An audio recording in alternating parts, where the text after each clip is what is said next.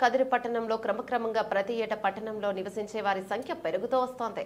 అందులో దాదాపుగా పట్టణంలో నివసిస్తున్నారు. అటువంటిది హిందువులకంటూ ఒక శ్మశాన వాటిక లేకపోవడం, ఉన్న శ్మశాన వాటికల్లో స్థలం లేకపోవడం వల్ల ఎవరైనా చనిపోతే వారి సమాధులను రోడ్డుకి ఇరువైపులా చెరువులు, కుంటలు ప్రక్కన వేసుకోవడం వల్ల వరదల్లో రోడ్డు విస్తరణలో భాగంగా సమాధులను తొలగించాల్సి వస్తుంది. మరీ దారుణమైన విషయం ఏంటంటే సంవత్సరకానికి కొబ్బరికాయ కొట్టడానికి వెళ్లాలంటే కనీసం దారి కూడా లేదని పట్టణ ప్రజలు ఆవేదన వ్యక్తం చేస్తున్నారు. ప్రజా ప్రతినిధులకు, ప్రభుత్వం అధికారులకు పలుమార్లు వినతులిచ్చినా ఇప్పుడు చేస్తాం, అప్పుడు చేస్తామని అధికారులు కాలయాపన చేస్తున్నారు.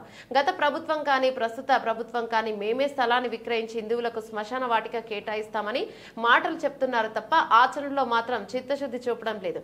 ఇప్పటికైనా అధికారులు స్పందించి కదిరి పట్టణానికి 5 కిలోమీటర్ల పరిధిలో 3 లేదా 5 ఎకరాల స్థలాన్ని హిందూ శ్మశాన వాటికకు కేటాయిస్తారని ఆశిస్తున్నామని తెలిపారు.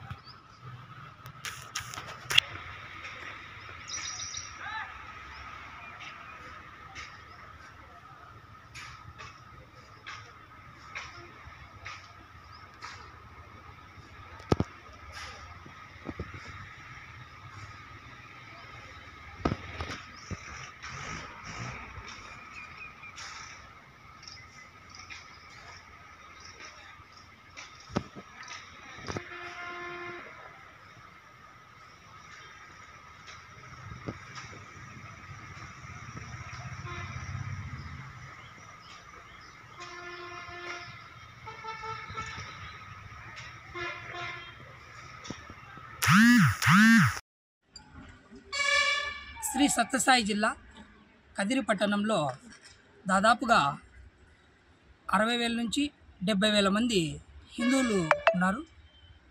వారికి ఈ కదిరి పట్టణంలో క్రమంగా జనాభా పెరుగుతోంది తప్ప హిందువులకంటూ ఒక నిర్దిష్టమైన ప్రాంతంలో శ్మశాన వాటిక లేదు. గతంలో పార్టీల తరపున కావచ్చు, వ్యక్తిగతంగా కావచ్చు, ఈ స్థానికంగా ఉన్నటువంటి అధికారులు ఆర్డీఓకి కానీ, ఎంఆర్ఓకి కానీ పలుమార్లు మేము హిందువులకు శ్మశాన వాటిక కేటాయించండి అని మేము విన్నతులు చెప్పుకున్నా కానీ వాళ్ళు కాలయాపన చేస్తున్నారు తప్ప ఇంత జనాభా ఉన్నటువంటి ఈ కదిరి పట్టణానికి, ముఖ్యంగా కదిరి నియోజకవర్గంలో కూడా ఎక్కడ కూడా హిందువులకంటూ ఒక శ్మశాన వాటిక లేకపోవడం చాలా బాధాకరమైన విషయం. అంతేకాకుండా ఈ కదిరి పట్టణంలో ఒక కూతవేటు దూరంలో, అంటే 1 కిలోమీటర్ పరిధిలో ఊరంతా అభివృద్ధి చెందుతుంది.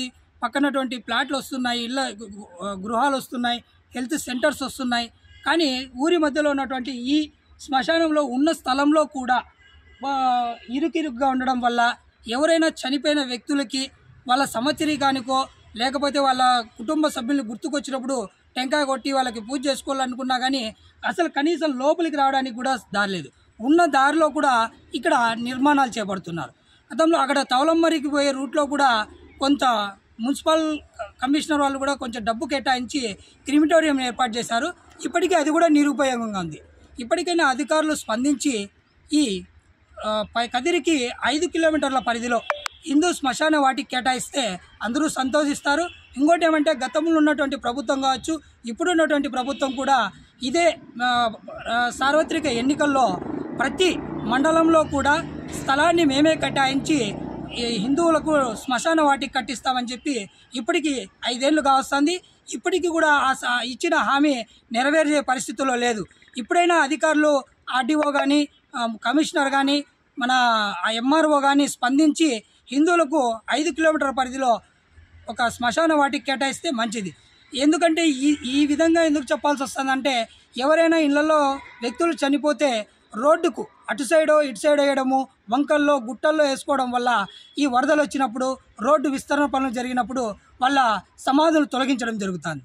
దీనివల్ల వాళ్ళు ఎంతో మానసిక క్షోభకు గురవుతున్నారు.